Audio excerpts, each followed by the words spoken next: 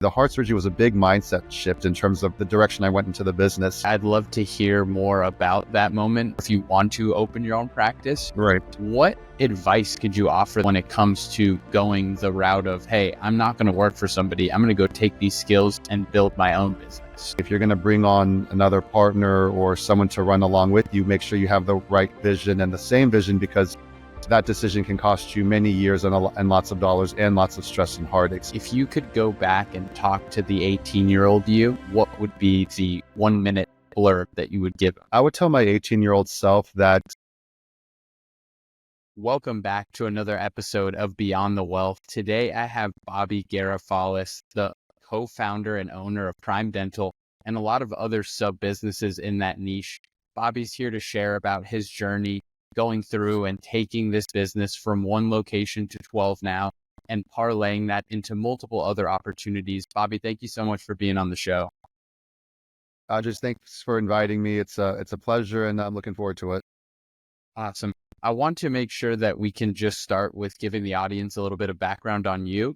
So if you could just share a little bit about your past, and then we'll go in and dive into how you built these businesses and what you're doing right now. All right. Yeah. I mean, I guess in a nutshell, I'm a first generation born Greek American. My parents are immigrants from Greece. Father came in the late 60s, established a business, went back, brought my mom over, and came right out a year after he brought her here. So I grew up in a Greek immigrant household, typical family owned a restaurant. Kind of grew up in that restaurant, started working, filling cheese bottles at 9. So kind of developed a work ethic. And again, as per, the mantra, the first child of the immigrant parent, you need to be a doctor. So just somehow found my way going to a medical professional school. I went to dental school, and then, went to pediatrics. So I did a pediatric dental residency. Always had the idea of having an office.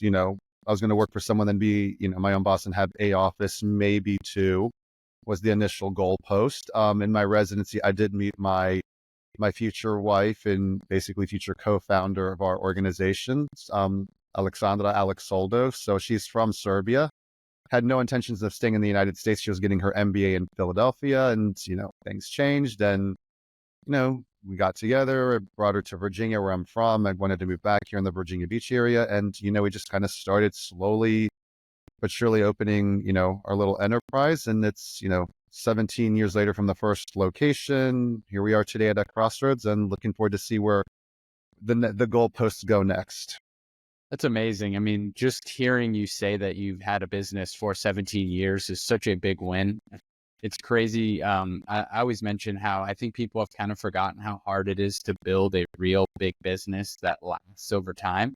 It's easy to be here for a year, 2 years, but to have a business really last that long is a true test to what you all have put into it and the brand that you've been able to build. And it's awesome to hear that you were able to build that with your now wife. What was it like going into business with somebody that you have a personal connection to, that you live with and created a life with? Well, honestly, Andres, it's still evolving. When we got together, we had this idea of, well, let's open up, our practice. Let's open up a group. Let's, see where it goes. And I was basically more on the clinical side. I was a clinical practitioner practicing at that time. My wife was more on the admin side. She was, doing legal, financing, planning, especially once we started expanding and building a couple of the new offices. The way we grew was two ways. One were acquisitions and one were de novos, or new practices. So she was on that side, and, it had its ups and downs.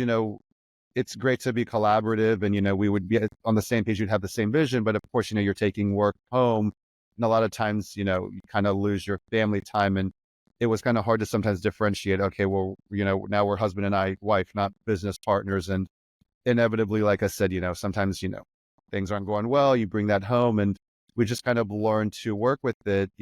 Just to kind of fast forward, over the last 2 years, I actually stepped out of the chair. I don't practice anymore. And I've actually dove into just kind of running it also on the admin side, kind of taking away some of her duties, and where she's had to been focused on other aspects of it. So again, now it's a different ball game now that I'm kind of running it more of an executive / entrepreneurial level than being in the chair, and still kind of running it from the chair. I was still doing some of the admin and clinical duties in general, but overall, it's definitely been a partnership between both my wife and I. And again, we just kind of ride the roller coaster together and we go through our ups and downs. But at the end of the day, we do have that same vision, and, we do kind of remind ourselves where we've been and where we are and where we're going.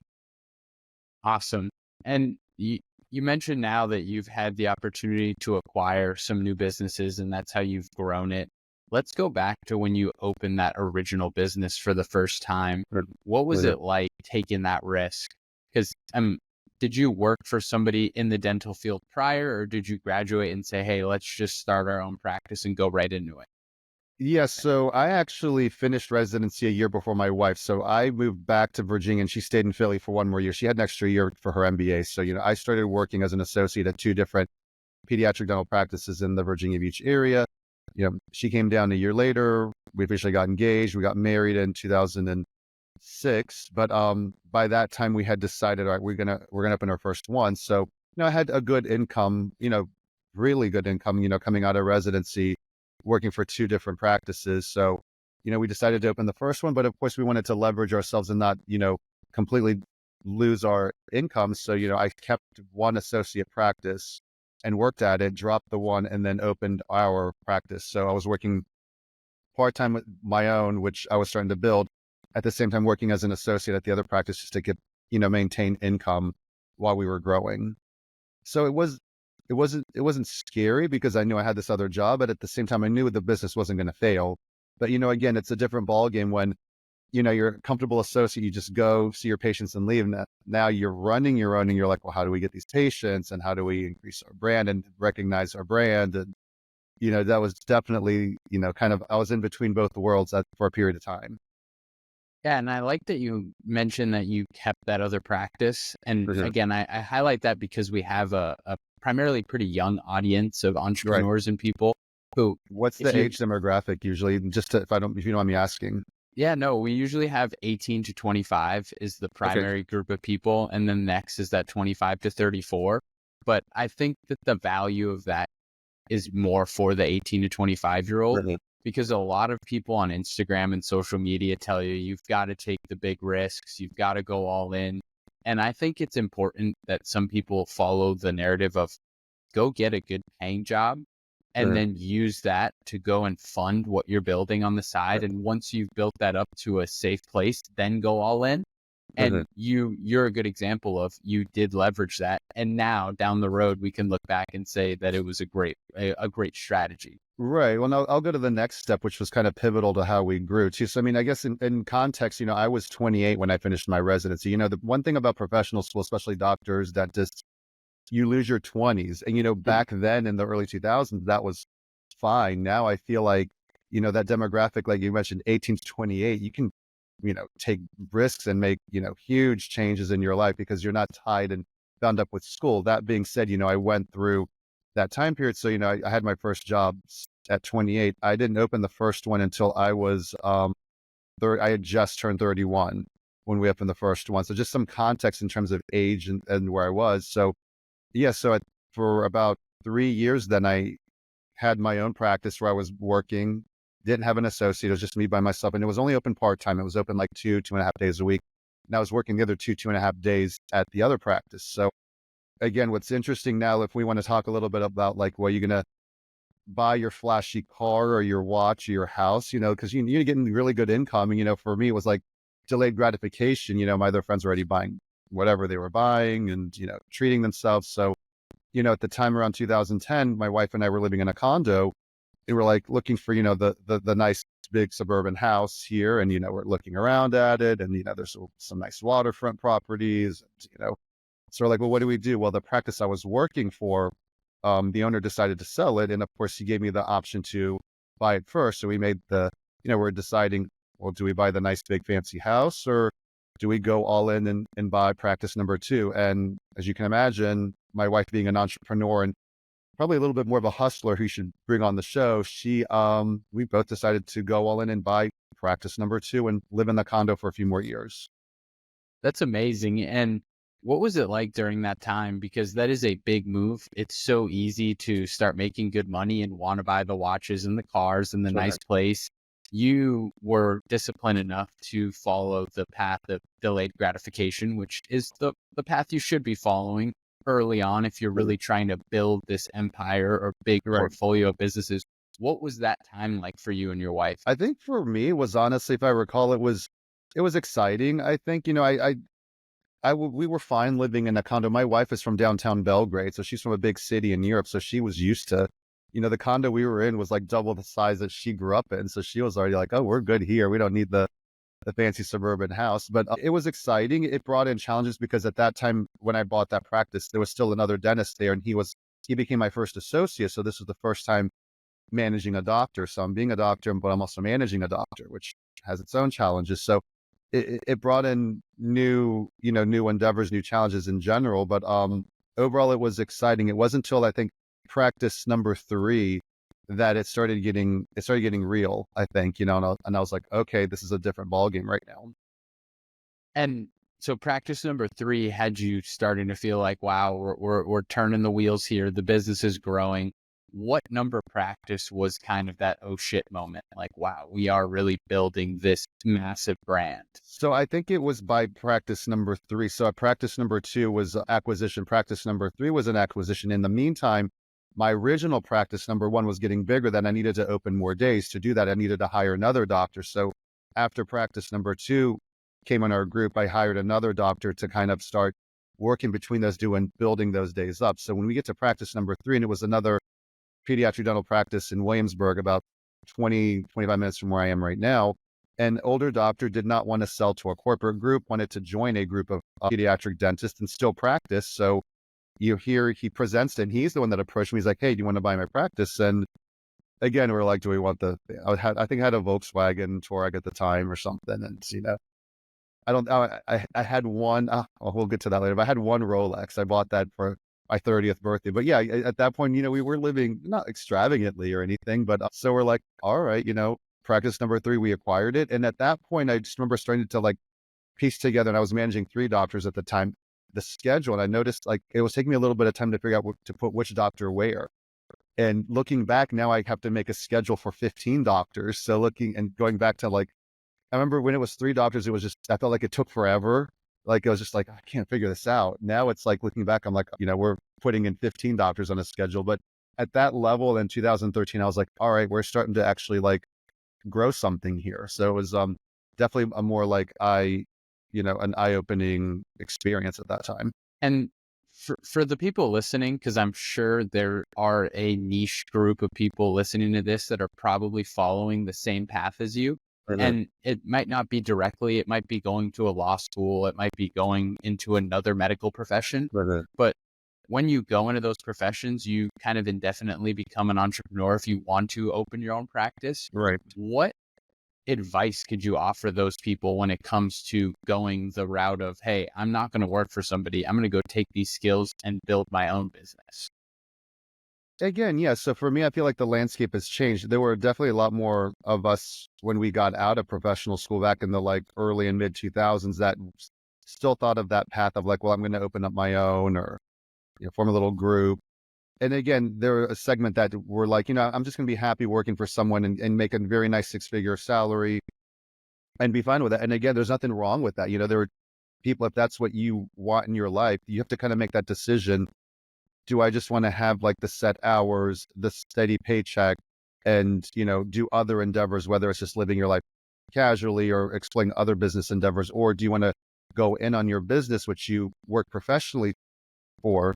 Do you want to go in on it with those challenges? So my advice is if you're going to go that path of like becoming your own entrepreneur, your own business owner, your own practice owner, to whatever scale you're going to do, just, be prepared that you're going to wear multiple hats. There's, you have your set clinic time, and then you're gonna have your time where you're gonna have to start managing, off hours or your admin day to running the clinic and growing it accordingly to how big your vision is.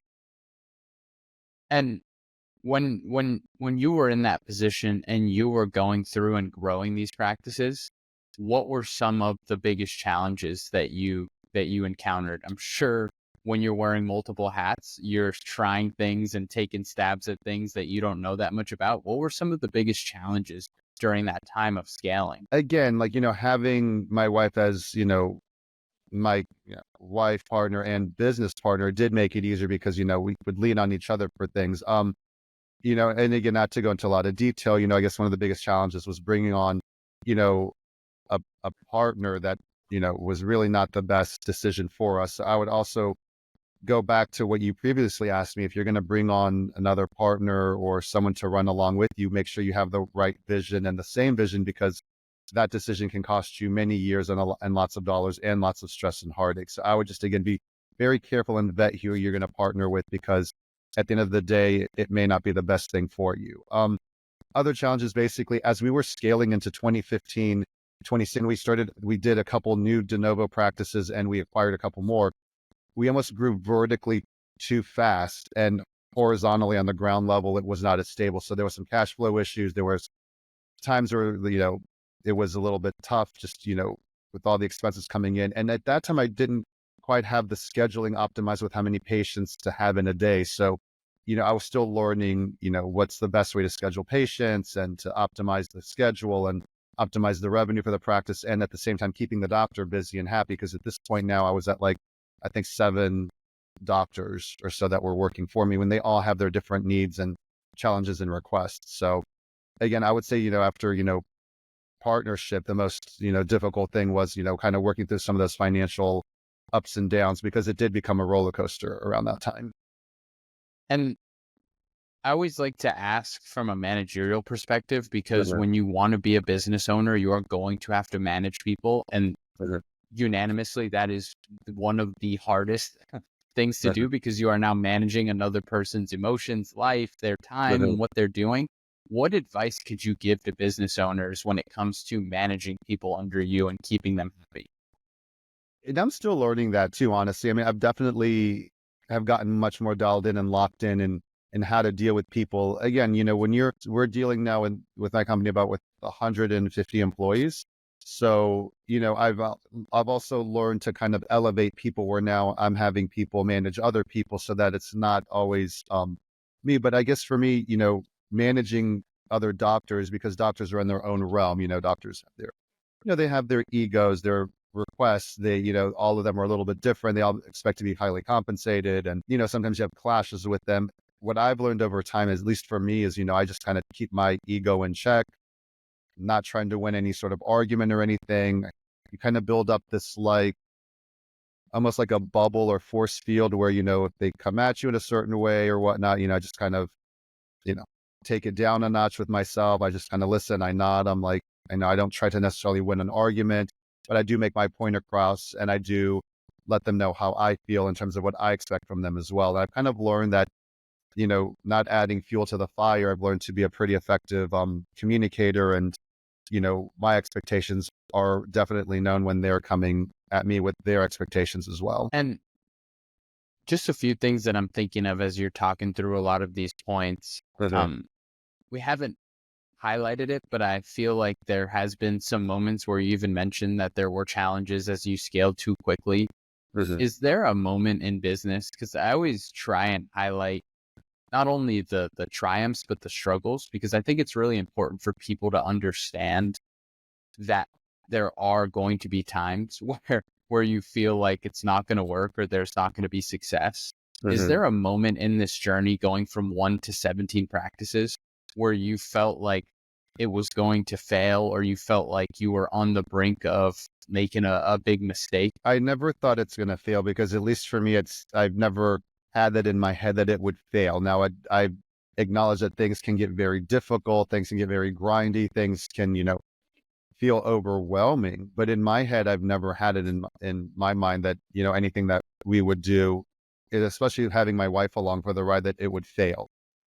And again, I was going to say, that 2015, 2016 was difficult. And then, we were kind of swimming out of that financial issue, and, COVID hit after that. So now you had the whole other challenges of running these medical practices during the COVID times, just as you were getting dialed in with the rhythm and everything. And then, we can touch on it later. We swim through COVID, and then, my cardiac and heart situation happened. So then, that presented other challenges with running the business. And then, just touching back again with our business partner, we started proceedings to separate with him back in, I made the decision after my heart surgery. The heart surgery was a big mindset shift in terms of the direction I went into the business.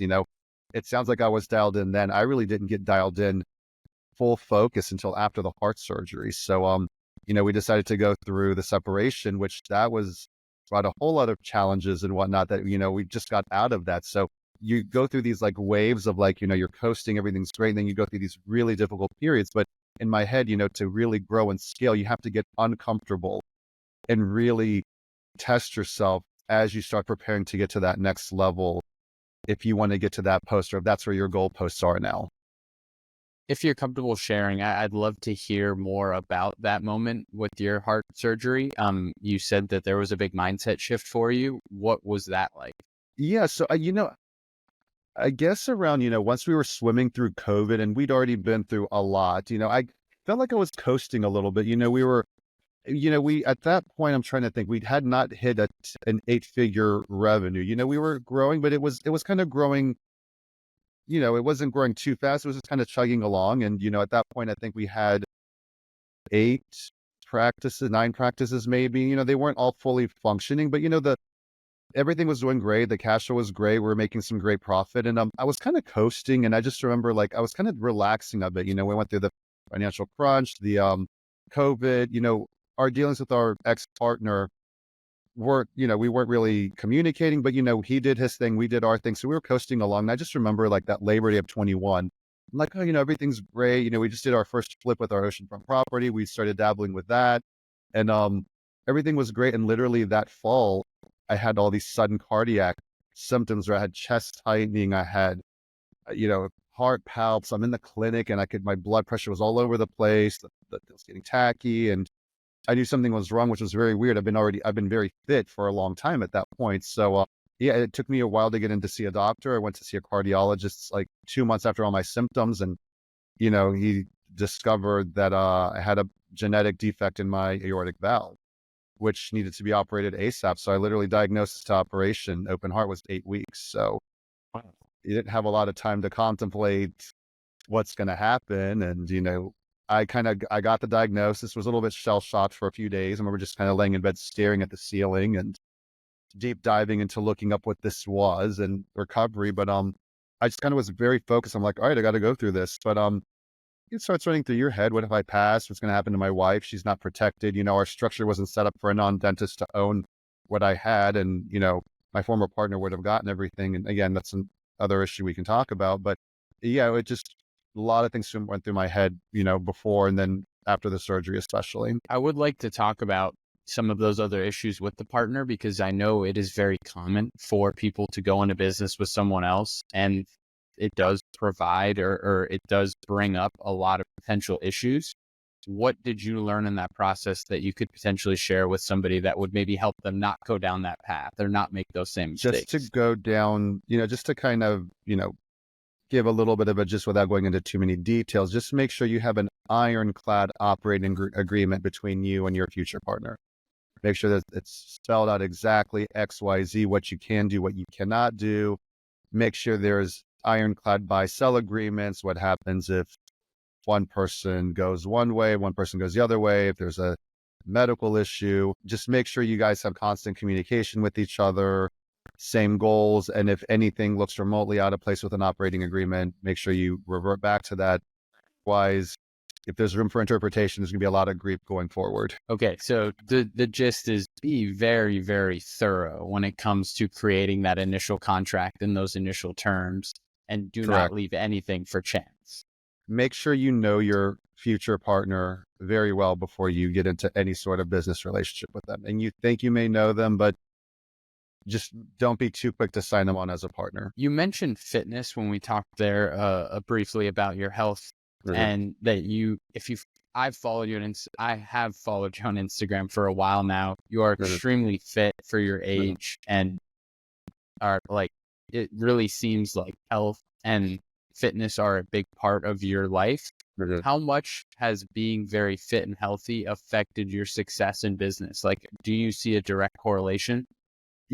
I do. Not that I was ever unfit. I just was not dialed in with my fitness or my nutrition. I didn't have a routine. I was always, somewhat, fine. I would say I had like a skinny bod or a skinny dad bod, or, I was skinny fat, but it wasn't until I really got locked in with maybe locking in my nutrition that I started noticing changes. So for me, like that whole fitness thing, it's like people are like, oh, wow, you just have this great physique, you're in your 40s, but it kind of was a very gradual process. Like I hacked my diet a little bit in my mid 30s by going gluten free, which really helped me a lot. And then I discovered doing hot yoga, which then made me get into a routine of going and doing hot yoga and just sweating it out, which felt great physically and mentally. It felt very cathartic. I started following Grego Gallagher, I think in like 2016 or 2017. And then from there, I started learning on how to lift, and I would actually have an actual program on how to lift weights. So I started following that. And that's when I really started noticing some changes to my physique, is that, he had the reverse pyramid training, which I never heard of. So that really started changing the way I looked, and then you start changing how you look, you start feeling better, mentally, it's giving you a kick in your step. And then it's almost giving you like a better presence when you walk in. You walk in, you have like the nice bigger shoulders, and things just fit right on you. It just almost commands respect because people know that you're dialed into your health and your routine and yourself, that you must be dialed in as well into many aspects of your life. So kind of that's how the journey was. So I guess I started really lifting in 2017, and then have kind of gone through phases of different types of workouts, whether I'm bulking, whether I'm cutting, whether now I'm kind of doing a little bit more calisthenic stuff. After the heart surgery, I can't super lift heavy because of my heart and my valve, and I have to be mindful of that. But I've learned to just do other forms of exercise just to kind of maintain that fitness. Once you start kind of, again, slightly vanity, once you start getting abs, it's like, wow, look at this. I don't want to lose those just yet, Yeah, for sure. And we've talked here a lot about the beginning and kind of middle of your journey and all the ups and downs. I want to talk about now. 17 practices, 150 employees. I've seen, like I said, you on social media. Your house is beautiful. Like, you are living the life that you had delayed till right now. What does that look like? What does it feel like to have kind of gotten there? Do you feel like satisfied, or do you feel like you're just scraping the surface on what you can create? So just to point of reference, right now we have 12 practices. I want to get to 17. So well, 17. I keep saying 17. Yeah, you're good. You're good. No, I'm giving you a bonus. We're opening our 12th one actually in a couple weeks. So number 12 is coming on deck, which is an orthodontic office. To answer your question, and this has been my mantra, the goalposts keep moving. I feel like I'm still just scratching the surface. I try to show gratitude, and I kind of try to like stop and be present. I think when you're not present, you kind of lose perspective of what you have. So yeah, I mean, I do have, beautiful house, beautiful family, the waterfront property. I can't complain of what I have, but I guess it's always, what else can I do? What else can I do? So that's where I feel like I'm still scratching the surface. And I feel like had I had this bigger mindset shift, and that's where, again, going back to the open heart surgery, I was out of the chair for 4 months. At that point, I started working less. I was 3 days a week in the clinic. The other 2 days I would work a little bit, but not that I was wasting time, but I wasn't effectively using my time as a business owner. It wasn't until I was forced out of the chair in recovery. I couldn't work for 3 months. I couldn't drive for 2 months.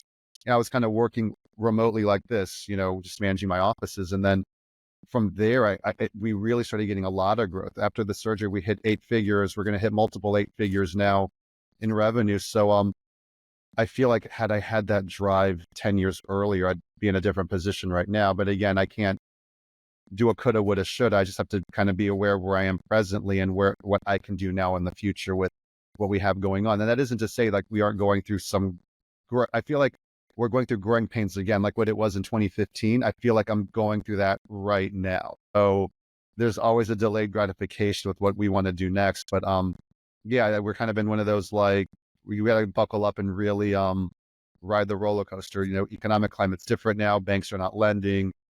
We're kind of using our own reserves to fund these expansions that we're doing. But I guess we have to enjoy the journey. So whatever journey I've been on, I'm just enjoying it as best as I can. Yeah. And now obviously we're headed towards multiple 8 figures in revenue. That's just for the dental. I mean, our side business of, I live near the coast, near Virginia Beach in the Outer Banks of North Carolina. So, we started 3 years ago dabbling into like oceanfront properties and flipping them. And that's been great. So, I mean, it's kind of nice to hear that, you kind of lose perspective. You see all these other people on Instagram. It's like, oh, they're doing this and they're like on the boats and all that. But you kind of sit back and assess what I'm doing. I'm like, you know what, I'm doing that too. I guess I'm not as like putting it out there for the world to see. But yeah, I mean, when you start hearing like multiple eight figures, that's a pretty nice it's a pretty nice benchmark, I feel like. Yeah, no, multiple eight figures is definitely something I know almost everybody listening to this is shooting for if they're not there already. And Mhm. you mentioned the waterfront properties. What other ventures have you dabbled into now that you've got a lot of this cash coming in and you're able to go and start to dip your fingers in some other ways to make money? Right. So the oceanfront property flipping has been very nice. I mean, it's minimal effort, and you kind of it's almost plug and play at this point. We're on the third one that we're flipping right now that is on the market. So, hoping that'll kind of move soon. We dove into a med spa right now. There's a new franchise coming out of Orlando, Florida. So we bought the rights here from Virginia Beach to Richmond. We opened our first one this year. Not as easy as I thought. Everyone's getting into the whole med spa wellness business. So this is a new emerging brand, doesn't have that national brand recognition yet. It's Serotonin Anti-Aging and Wellness Center. So we opened the first one.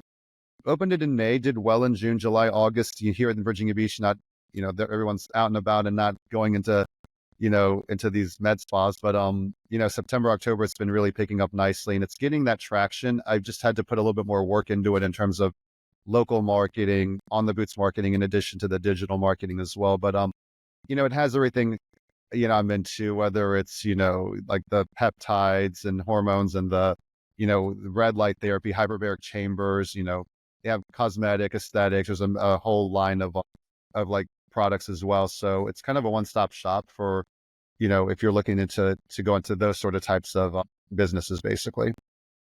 And for you, what made it attractive to go and purchase that business? Because I know in this space that we're in, we hear a Mhm, lot about quote unquote biohacking and being very healthy and all mhm, those different things. But I feel like it's still so early. Is mhm. this something that you think is going to be a huge business down the road? The general public just isn't educated on all of these benefits yet. I think people are much more aware about it, and you're seeing a lot more traction of it. Especially Botox and some of the fillers and aesthetics have been around.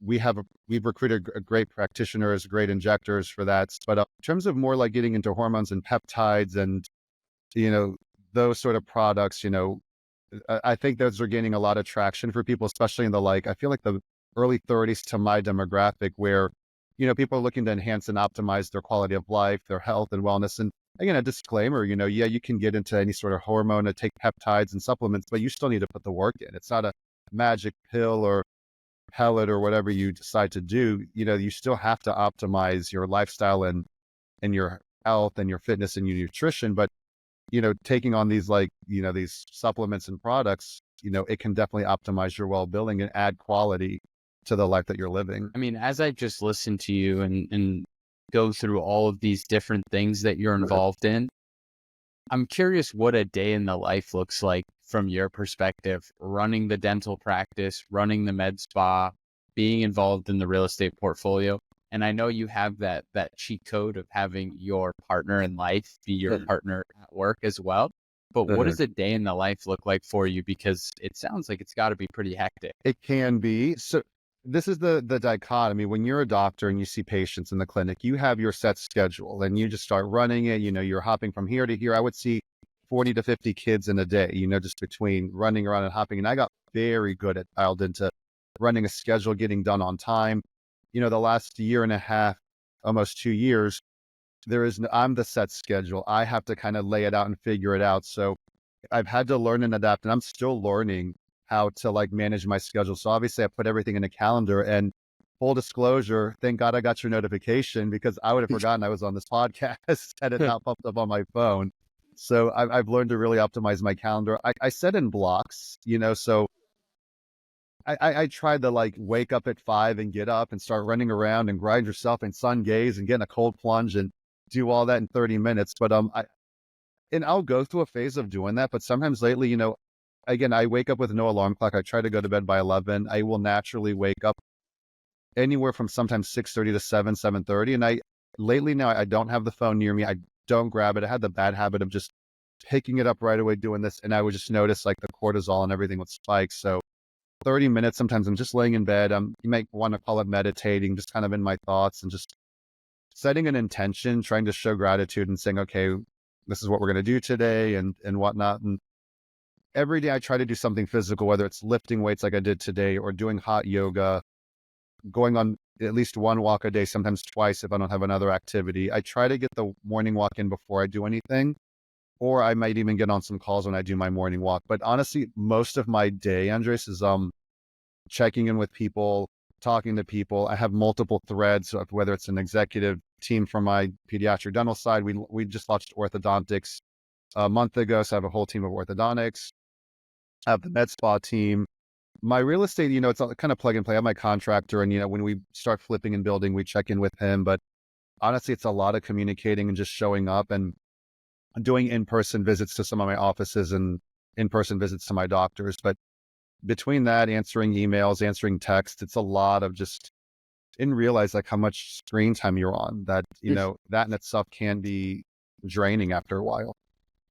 Yeah, the screen, the worst and best thing that Apple ever did was show me my device time, because one, it's good because I now can regulate it. Two, it was bad because I was absolutely blown away by how much time we spend staring at these screens. Yeah. Which is crazy. I want to, Which is why I like the hot yoga. That's the one thing I've really been consistent, because when you're in hot yoga, you can't put your phone in there. You're unplugged, and it's both physical and mental, catharsis when you get out of there and you just have your phone on you. And, even when and this is another bad thing, even when I'm lifting weights, I usually use a trainer. Like I usually have the phone on me. And lately I've been trying not to even do that when I'm working out or have some other activity, because then it just hijacks. So, you get a notification, you want to answer right away. Something's on fire, you want to put it out. So again, I'm still kind of learning and evolving as to how to manage all this as an executive in the company we have. Yeah. And I think it's really important for people to understand that you do need to prioritize yourself, and you do need to take time away. Like nothing drastic is most likely going to happen with the 45 minutes you're removed from your phone, because you want to be firing at all cylinders so that your business can be firing on all cylinders. And those things like the hot yoga, dropping the phone off on the side when you're lifting, are really important. And I'm happy that you're highlighting that, because most founders or most people I talk to don't dive deep into putting time into themselves. They're just grow, work. Yeah. And I think you'd be surprised if you took time for yourself and worked on you, how much better and more optimized you'd be when it came to actually working. No, 100%. I mean, you have to put yourself first. And people ask me, well, like, what's your priorities? And lately I've been very honest, like my priority is myself right now. I mean, if I'm not optimized or I'm not at full capacity, then I'm not able to give what I can support to my wife, to my 17-year-old son, to my business, to, all the people that rely on me to move the needle when it comes to, growing our business and running operations and going forward with, just, trying to scale as we're doing. The last thing I want to touch on here, because I would say might be the newest part of your current journey, is you're now taking your stab at social media. I've followed you and you've posted a lot, but you mentioned to me today that you actually had a social media team come out for the first time. How important do you think as a founder it is to start putting yourself out there on socials and posting content? So, I was kind of dabbling it just by myself, and I noticed it's like you said earlier, like, well, I can take the picture, I can edit it, I can do the video, I can do the reel, but it takes a lot of time. And I noticed that I only have a finite amount of time where what's in my head. After that, things just start to get lost in the shuffle. So I found a local team, videographer and a photographer, and they edit. So I have them come, I divide their time. They're going into my offices and filming my patients, my doctors, procedures we do. I'm having them go to my med spa. And then once a month, I've kind of agreed to having them follow me for the day and just kind of either videotape me working out, interview me, asking questions like literally like what you're asking me as well, kind of showing scenery and just kind of building my personal brand. And, even I started doing that with the business on Instagram, and I noticed that, we were almost getting more patients finding us through that. And I actually been able to recruit a couple of doctors who found me through Instagram. So before, and I tell people now, like IG, I feel like is like the new business card. So with whatever you do, with contacts, with networks. So, I decided, like, over the last 6 months, 8 months, to try to kind of get it dialed in. And, I'm not able to, like, I guess, grow it as fast or just kind of deep dive into really putting all my effort into it, because that's not my biggest needle to move right now. But at the same time, kind of working on it slowly and organically, just kind of putting out some content, whether people want to talk about or see me working out, or putting something inspirational, or, giving credibility, which, being a business owner, husband and father, I guess there is some credence to what I've been doing the last 17, 20 years. Yeah, and I couldn't agree with you more. I don't think that the content is the biggest needle mover, but Mhm. I love that you're still going forward and doing it anyways, because I Mhm. think over time it could become one of the biggest needle movers, and that's I the reason. agree. And you know Yeah. what? I kind of got into Instagram around a little bit. I think it started getting big in what, like 18, 19, 20, and the reels were in like 21, 22. I kind of started getting it into 21. I almost wish I documented the journey of my diagnosis with my heart condition and the lead up. Right now, I have only three little video clips of my recovery. I'm at the gym. I went to the gym 10 days after my open heart surgery, by the way. Oh my So God. all I did was just, hand air weights. I wasn't even having weights, but kind of documenting all that. So, I'm going to have the surgery again down the road. I don't know when. It could be in like 2 years. It could be in 10 years, so I plan on kind of documenting more stuff. And I've even spoken to stuff to my phone that I haven't even posted.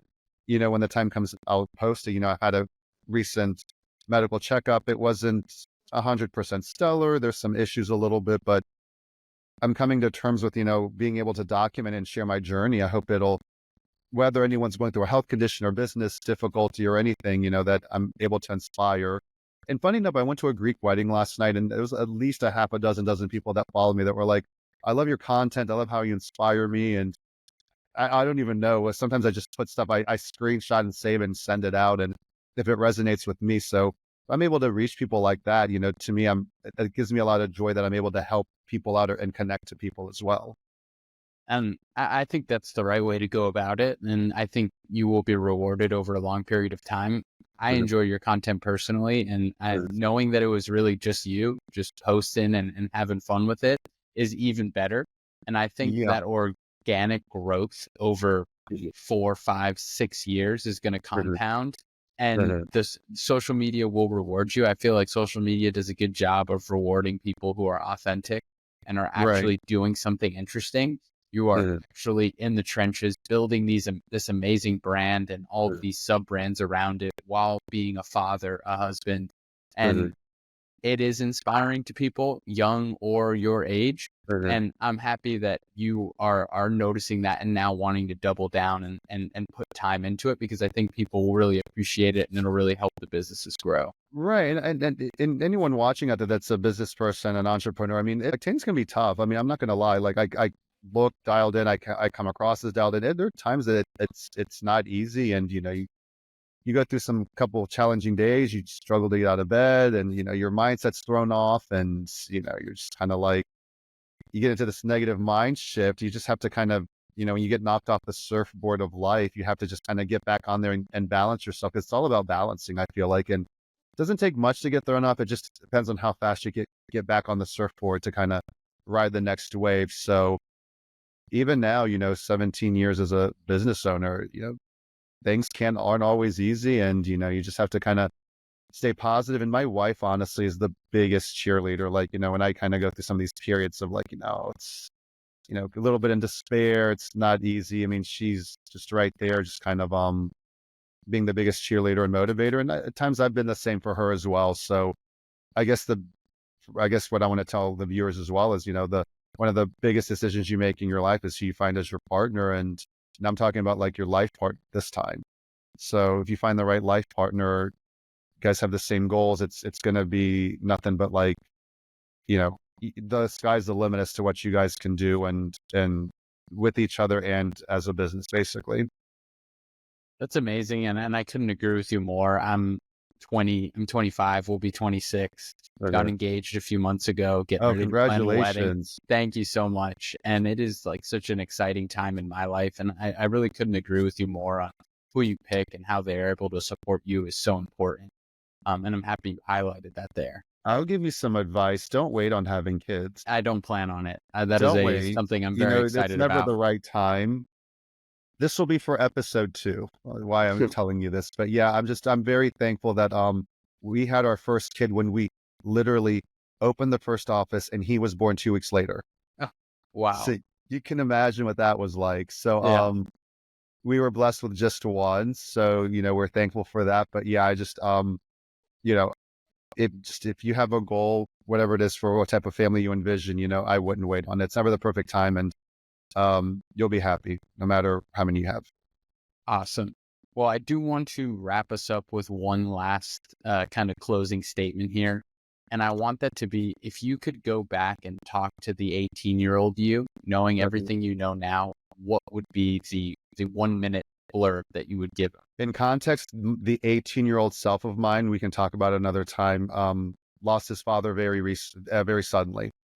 So that was obviously another big milestone. I talk about my heart surgery, but also my father's passing as well. I would tell my 18-year-old self that to be confident, to have a big vision, to not be self-limiting, to write down on a vision board everything you want for your life, that anything that you want to envision, you can achieve if you put your mind to it and have the confidence, and get into a routine from early. Make your bed when you wake up, go outside, get active, get physical. But at the end of the day, everything's going to be okay, no matter what you go through. Amazing. Please shout out all the brands that you own and all the whatever socials you want people to go and follow you on. I want to make sure anybody that's listening can go and connect with you.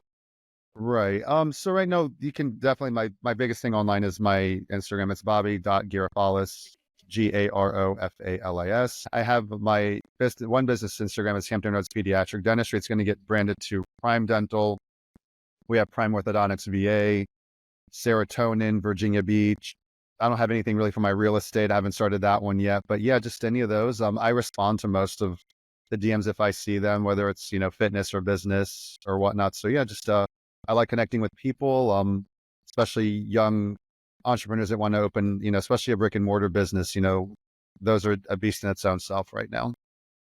For sure. Thank you again for coming on the show. Thank you for making time for this in your very busy schedule. I know for a fact that I will have you on again, and we will have that part 2 and go deeper when you're at 17, 20 practices. Right. So again, thank you for making the time for us. Thank you for sharing all of this with all of our viewers and allowing them to really see what it's like to grow a big portfolio of brands from the ground up. Yeah. And I am very excited to post this and have everybody get to hear your story. No, it's my pleasure. Thank you for inviting me. And, I'm also kind of very humble, and I'm like, oh, what does he want to learn from me? What do I have to offer? And, I just kind of, again, that's one of my limiting things. I don't acknowledge what, my wife and I have done. So yeah, no, it's my pleasure and honor. And, I'm an open book. Yeah. And multiple 8 figures in revenue is an extreme accomplishment. And I promise there's going to be hundreds of people watching this who are going to want to learn more and are going to be very interested in what you've built. So don't ever sell yourself short from that perspective. You and your wife have built this amazing business. And from the outside looking in, it is extremely impressive what you all have been able to build from the ground up. So I do appreciate you being an open book with us. Yeah, anytime. No, it's my pleasure. And I appreciate you very, very much.